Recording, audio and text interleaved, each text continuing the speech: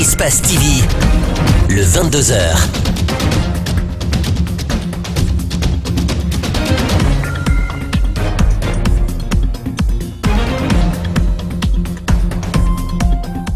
Au sommaire de l'actualité ce soir, les réactions se multiplient après les propos jugés inappropriés du chef de l'État tenus lors de l'ouverture du forum de l'étudiant guinéen, de la société civile en passant par les acteurs politiques. Tous déplorent le discours d'Alpha Condé face aux étudiants. Vous les entendrez dans ce journal. Et puis nous ferons un détour au bloc des professeurs de Donka où les bâtiments montrent des signes de vieillissement en plus d'être dans un état piteux. Enfin, au Maroc, les manifestations ne faiblissent pas dans la ville d'Al-Hoshema suite à l'arrestation d'un activiste par la police.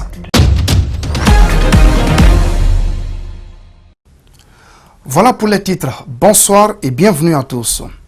C'est une sortie qui est sur toutes les lèvres. Le chef de l'État face aux étudiants au Palais du Peuple. Alpha Condé a tenu des propos jugés inappropriés par l'opinion face à la réclamation des étudiants de tablettes promises dans le cadre de l'initiative présidentielle Un étudiant, une tablette, de la société civile en passant par les acteurs politiques. Chacun va de son commentaire. Tout d'abord, chez les politiques, pour Baouri, le président Alpha Condé devait doser et cerner les démarches d'une entité très exigeante. Reportage Djibril Ba, Mohamed Al-Hussein Kamara. Baouri, tout comme un autre homme politique, déplore la réaction du chef de l'État contre des étudiants qui réclament des tablettes à eux, promises depuis 2 ans par Alpha Condé. Les tablettes. Baouri, au-delà de cette histoire, dit avoir appris. L'homme politique d'aujourd'hui doit faire très attention, ou l'homme, de manière générale, toute personne ayant une certaine responsabilité publique ou civile, doit faire très attention lorsqu'elle s'adresse à la foule. Les sociologues ont toujours dit que les foules fonctionnent avec l'émotion et avec une certaine forme d'irrationalité. Et c'est extrêmement dangereux, disons, de s'adresser à une foule comme cela. Pourtant, la distribution des tablettes aux étudiants avait commencé il y a de cela 1 mois, se défend Alpha Condé devant un ensemble d'étudiants en colère. Mais pour Baouri, les échos de cette répartition devaient être étendus dans les établissements d'enseignement supérieur pour éviter ces déconvenues. Et ça va dans le sens de prendre le citoyen comme un acteur majeur et qu'il doit être informé, que les choses ne se fassent pas en catimini pour servir quelques-uns et abandonner la grande majorité. En homme politique, il interpelle ses pairs qui, au lieu de faire face à l'essentiel, se focalisent sur des faits non moins importants. Pour lui, les réflexions doivent être orientées sur les intérêts de la vie publique et promouvoir la bonne gouvernance. Le Parti de l'Unité et du Progrès a son mot à dire par rapport à la sortie spectaculaire du président Alpha Condé devant les étudiants. Pour le premier responsable du PUP, la fonction présidentielle a été mise à rude épreuve. Et pourtant, c'est une institution qu'il faut honorer en toutes circonstances. Mamadou Sadio Baldé, Ibrahima Souri 5 Souma. Les ténors du PUP ne veulent pas voir cette formation politique disparaître. Ancien parti au pouvoir sous Général Lansana Conté, ces cadres peaufinent des stratégies pour reconquérir le cœur des militants. Un document produit, les responsables doivent expliquer les vertus du Parti de l'Unité et du Progrès à la base. C'était la synthèse parce que toutes les circonscriptions ont fait des interventions.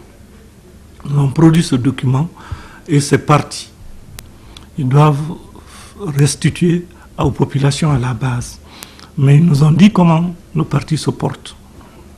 Nous voulons encore qu'il se porte mieux parce que notre objectif, c'est de reconquérir le pouvoir. Fodé Bangoura était l'un des cadres incontournables du régime du général Lansana Conté. Il a aussi pratiqué l'actuel président. Conté et Condé sont très différents. Bon, ce ne sont pas les mêmes hommes, ni les mêmes démarches. Lansana Conté était un homme calme, pondéré. L'ancien secrétaire général de la présidence connaît plus que quiconque ce que peut coûter un slogan de campagne.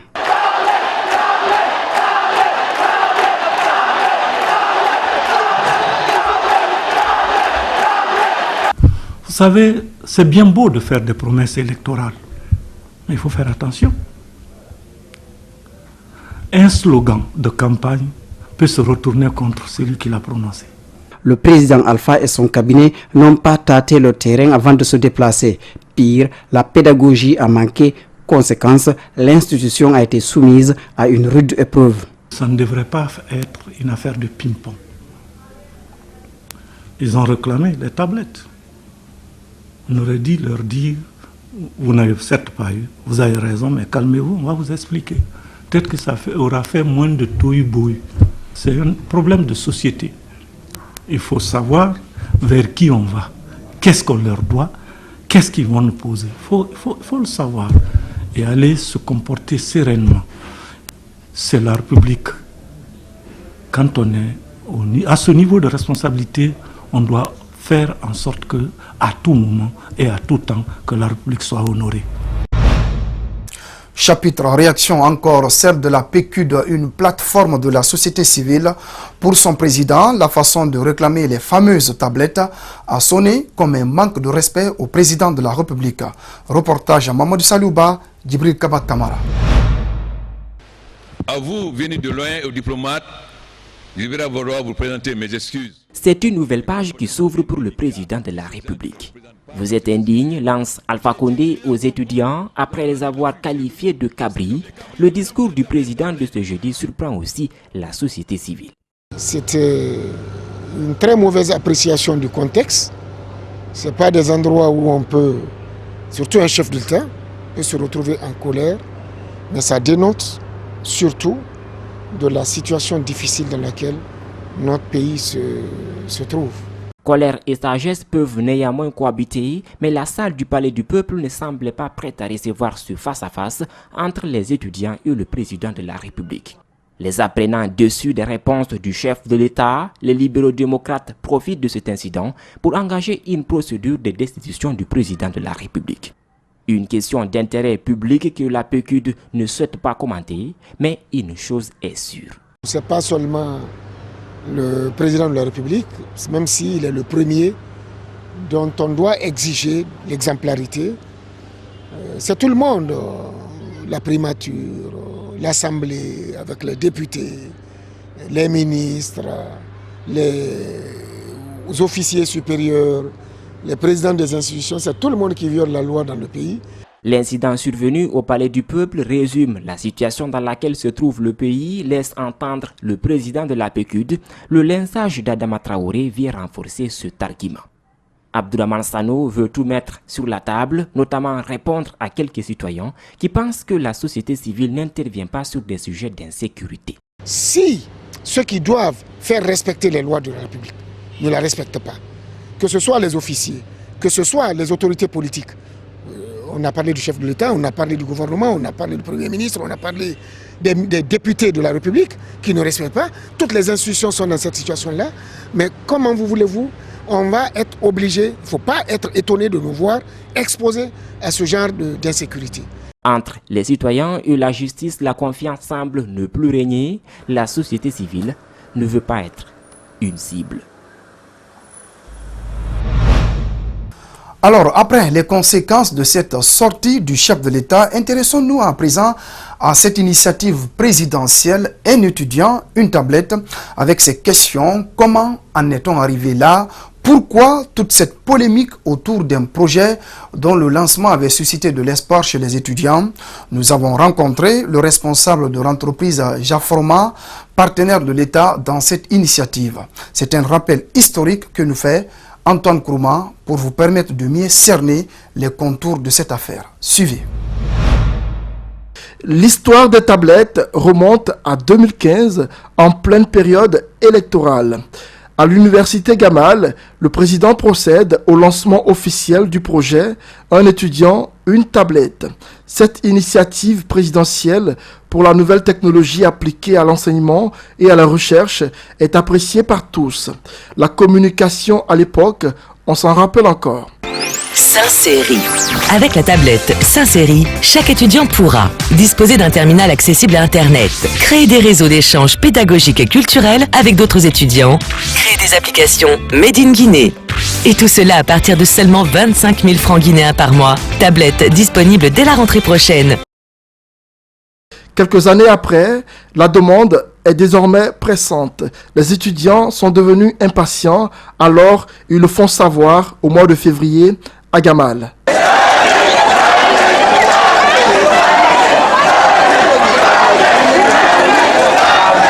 Quatre mois après, les mêmes revendications ont lieu au Palais du Peuple et cette fois, le chef de l'exécutif répond amèrement à l'affront. On va vous obliger à vous redresser. On va vous obliger à vous redresser.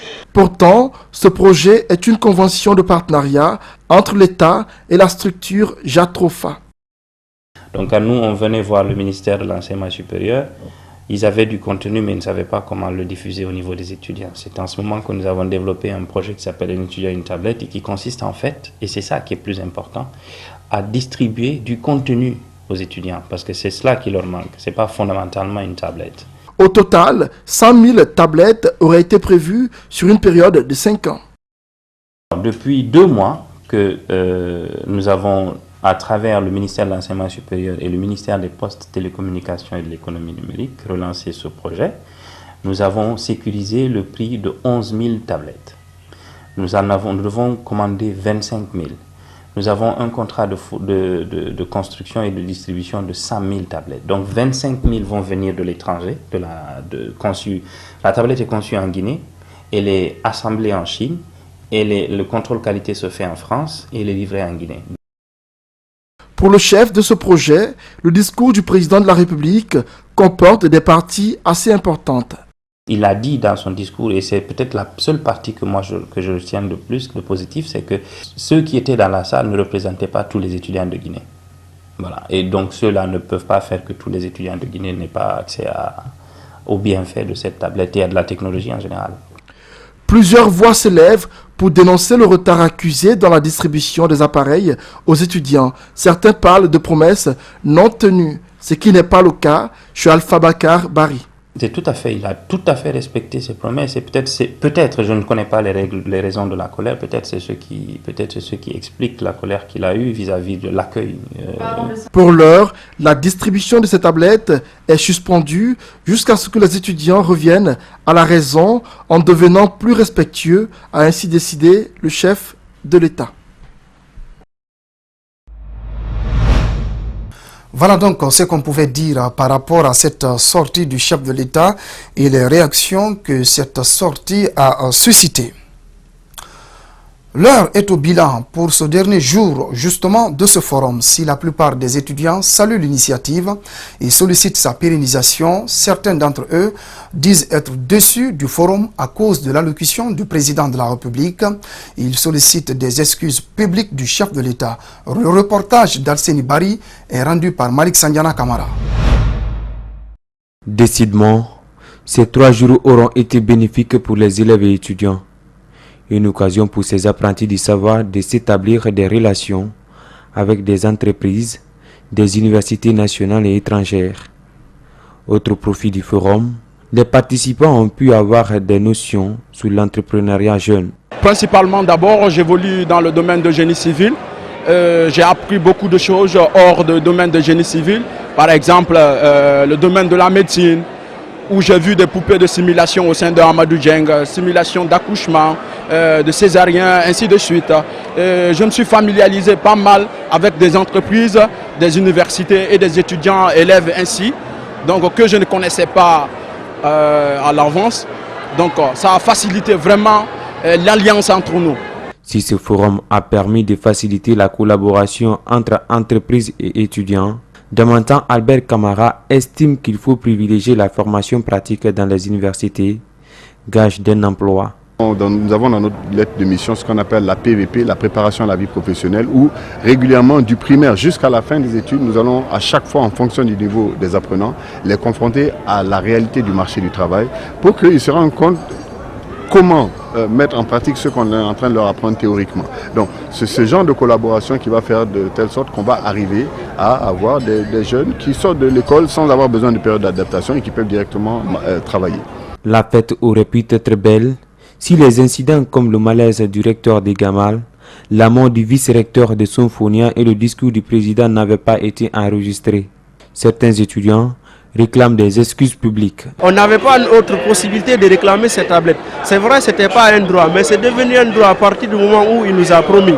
Donc la promesse, il doit réaliser cette promesse. Le président réellement n'a qu'à revoir son carnet pour réellement s'excuser auprès des étudiants, parce que ce n'est pas facile, ça risque même de le décrédibiliser. Donc... Est-ce un bras de fer qui se trouve désormais entre le président et les étudiants concernant ces tablettes? En tout cas, la distribution des tablettes est suspendue jusqu'à nouvel ordre. Notre équipe de reportage a visité quelques stands lors de ce forum. Il s'agit entre autres des stands indiens, celui de l'université Nongo et la jaune d'orientation. Tous préconisent des conseils pour un bon plan de carrière professionnelle. Suivez. Nous commençons notre visite par la zone d'orientation.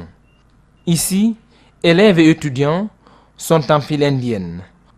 À tour de rôle, ils devront être conseillés par des cadres du ministère de l'Enseignement supérieur.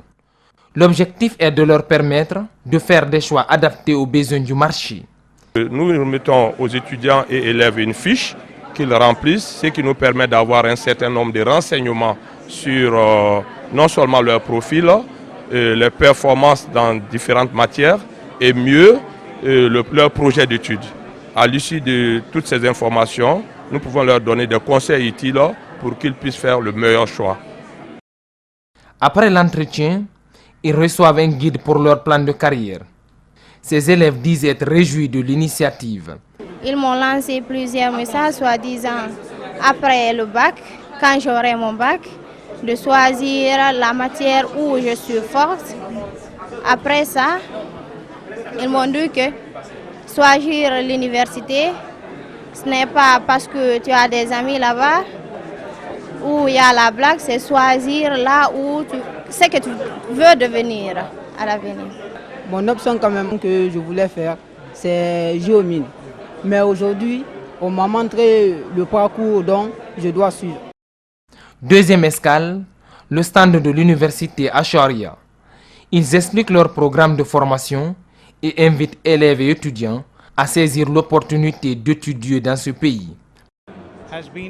Donc aujourd'hui, nous sommes présents en Guinée pour donner l'opportunité à tout le monde d'aller en Inde étudier dans les différents programmes que vous voyez ici sur le tableau. Donc nous avons plus de 2000 étudiants africains à Acharya en Inde. Les logements sociaux sont une préoccupation majeure en Guinée. Au bloc des professeurs situé au quartier Donka, les bâtiments sont vieillissants. En plus d'être dans un état piteux, les tuyaux de canalisation fuitent et l'insécurité y règne. Pour en savoir plus, suivez ce reportage signé Mariam Nabé, Mamadou Souma. Des tuyaux de canalisation fuitants, reflétant un environnement malsain, de la saleté un peu partout, de l'eau stagnante, tel est le décor du bloc des professeurs situé à Donka. Cette cité de logements sociaux abrite des familles depuis des décennies. Les logements sociaux, vraiment, se portent mal. Se portent très mal parce que c'est plein de saleté. Et aussi la sécurité, tout ça là crée des problèmes. Vous-même vous avez filmé, vous avez vu, bon. C'est un peu difficile, mais nous y faisons avec, parce qu'on ne peut rien. Certains occupants s'y sont installés de façon frauduleuse. Les familles en règle ont une inquiétude, celle d'entretenir l'extérieur des habitations. Difficile.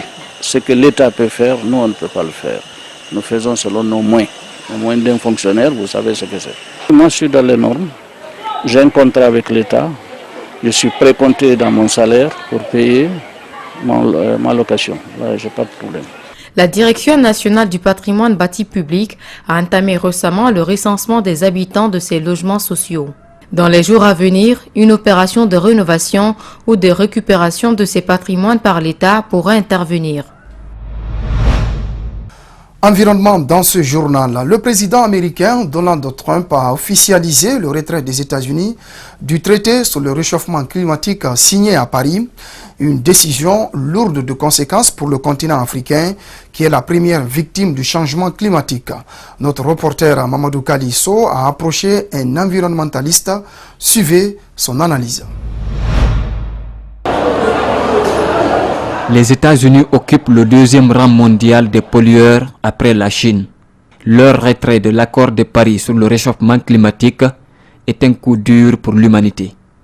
Selon de nombreux experts en environnement, le continent africain qui pollue moins, mais qui a une économie faible, est la première victime du réchauffement climatique ces dernières années.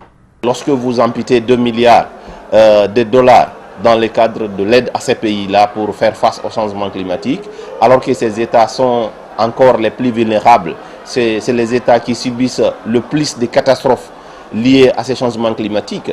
Pour ces 10 dernières années, les États africains ont subi plus de 70 catastrophes naturelles, qu'on peut qualifier de naturelles, mais que nous savons bien sûr qui sont liées à ces changements climatiques. Les États-Unis étaient les premiers contributeurs pour lutter contre le réchauffement climatique, environ 2 milliards de dollars. Avec ce retrait, cet environnementaliste pense que les États africains doivent faire front commun pour se faire entendre par la communauté internationale. Il est clair que nous serons écoutés. Et si nous sommes écoutés, nous sommes une véritable force. Je vous disais tout de suite là que nous avons les plus grandes espèces endémiques au niveau mondial. Et ce n'est pas seulement des questions de biodiversité, des questions de morale, c'est des questions économiques. Nous avons à peu près 80% des ressources de la biodiversité qui se trouvent chez nous. Et lorsque nous avons cette chance-là, je crois qu'elle est à saisir et nous pouvons l'exprimer à travers une seule voix pour ramener les autres à nous écouter et à faire face à ces questions de changement climatique. Malgré tout, ces juristes environnementalistes ne perdent pas espoir. Ils interpellent les grosses entreprises américaines et certains États fédérés à œuvrer pour la réduction du réchauffement climatique. Un accident de circulation s'est produit ce samedi sur l'autoroute Fidel Castro au niveau du grand marché de Dabondi. Un camion frigonnette transportant des poissons en perte de contrôle s'est heurté à un minibus qui a causé d'énormes dégâts.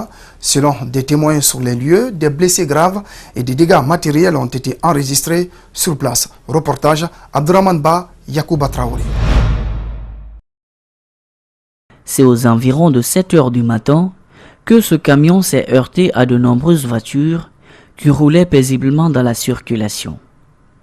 Ayant subi le choc direct du camion, ce minibus est le plus affecté par les dégâts.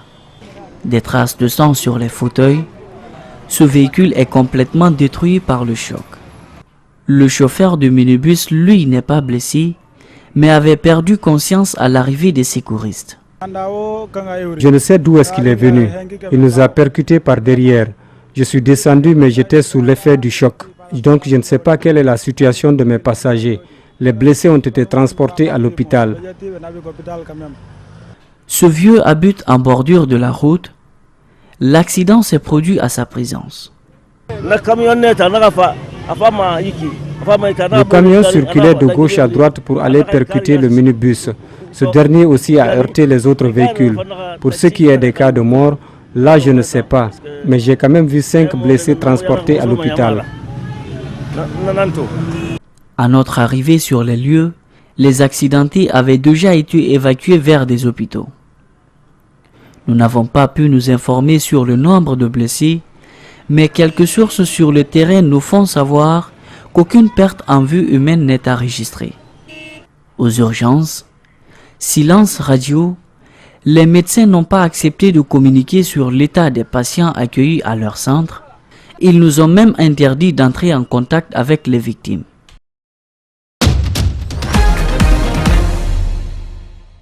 Voilà, c'est la fin de ce journal. Merci à tous de l'avoir suivi. L'info continue sur notre site espacetvguinée.info. Excellente soirée à tous en compagnie de nos programmes.